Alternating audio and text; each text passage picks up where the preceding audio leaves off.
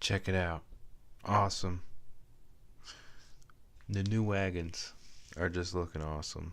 Uh, Wanted to show you the star of the show, really, is the Mercury. But I also picked up the other one that just came out, which was the 86 Crown Vic. So, a little bit different than the 85, mostly in the drivetrain on that car, but it's cool to have the other one. So, still got a 79, 85, 86, and a 91 Mercury. And this is a Grand Marquis Colony Park wagon. Awesome car. Really cool rendition by Greenlight.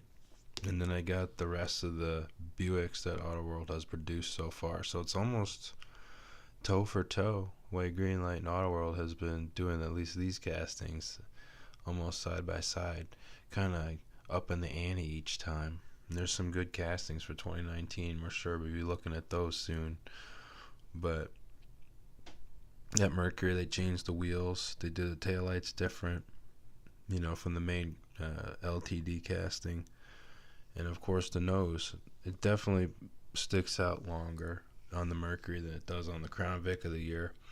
Crown Vic got to a front end like that as soon as they're going to make, after the 88 cars. After 87, they went to the one that's basically like this 91, or what is this? No, an 89 Mercury. 89 Mercury had the updated body, but it had some of the older stuff on the inside.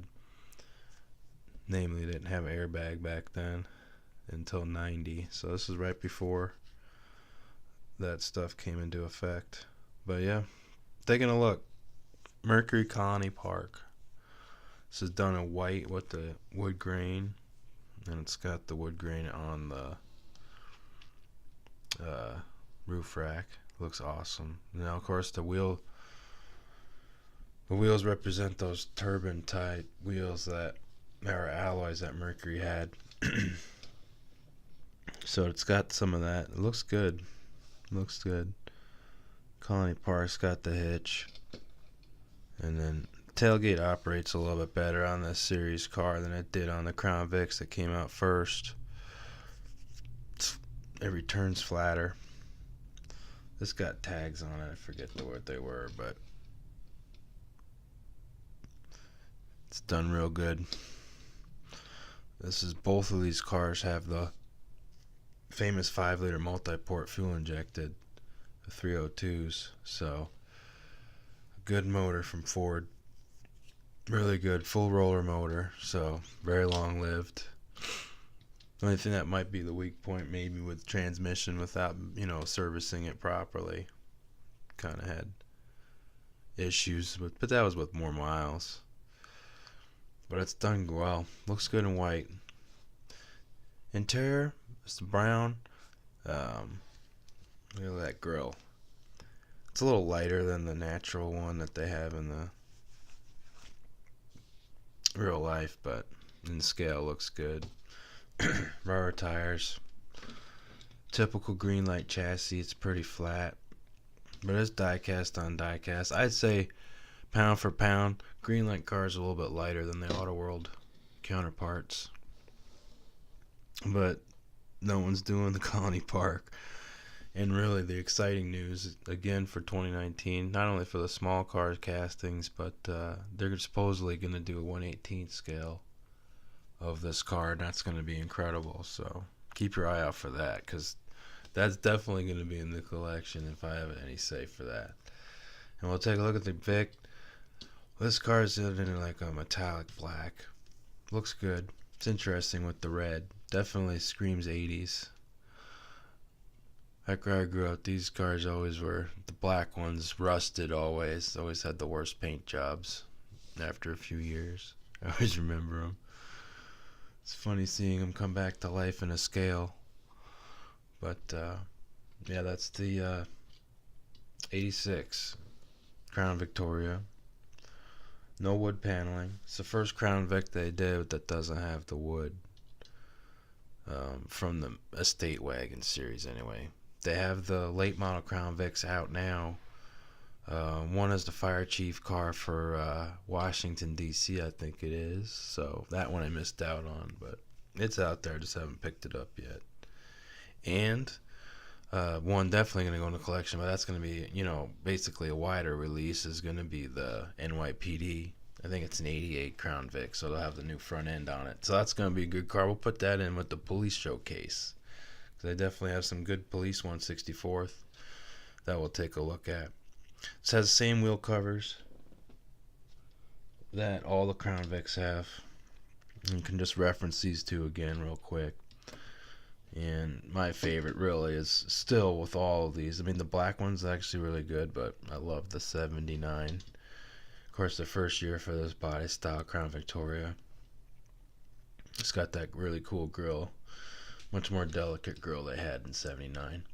So, operating tailgate on both of them. This one's got the California tags, the black Victoria. Good looking car. Really cool. Love it.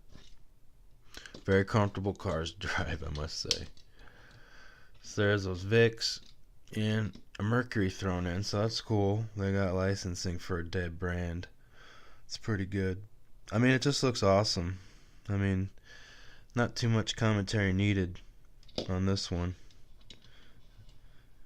It'd be cool if once they're done doing the wagons, and if they're a success, maybe they can do the 4-doors, especially with the half tops at those later models. I mean, it would be incredible to have those 4-doors as well. 4-doors that came out in 1/43 scale go for over $100. So if they're mass marketing those, it's going to be good. So those are Greenlight cars, and on to the AutoWorld. Really, the only new one this time is the white, and I think it looks really good with the red. Definitely a 70s type feel on this car. Definitely. Take a look at it. Again, AutoWorld has a good detail underneath, so take a look. Yeah. I always like showing off the bottom of these cars. It's always fun to look at. Their metal is different quality. I don't know if it's better than Greenlight. I wouldn't say that. It's just different. These definitely feel like more like the old time cars from like the early days of small cars, when things were really heavy diecast, like a Dinky Toy or a Corgi. Some of those early Ertl cars were like this. Weren't as big, but hats off to these guys doing it, and whoever else is on their design team and gals. These cars are awesome. And there's the other ones. Could do a little bit of a wide shot here. Of course, here's the other one. Another Buick. Great looking car. And then the Avocado Ranch green, as they say. And then the Ruby. So, hats off to the 164th. Definitely keeps me going while we're waiting for the bigger cars that come out definitely much slower. And if all these turn into bigger cars in the future, I'm going to be excited. Because, yeah, Crown Vic's coming too in 1/18 scale. I forgot about to say about that. So, it's going to be fun. Till next time, and more coming.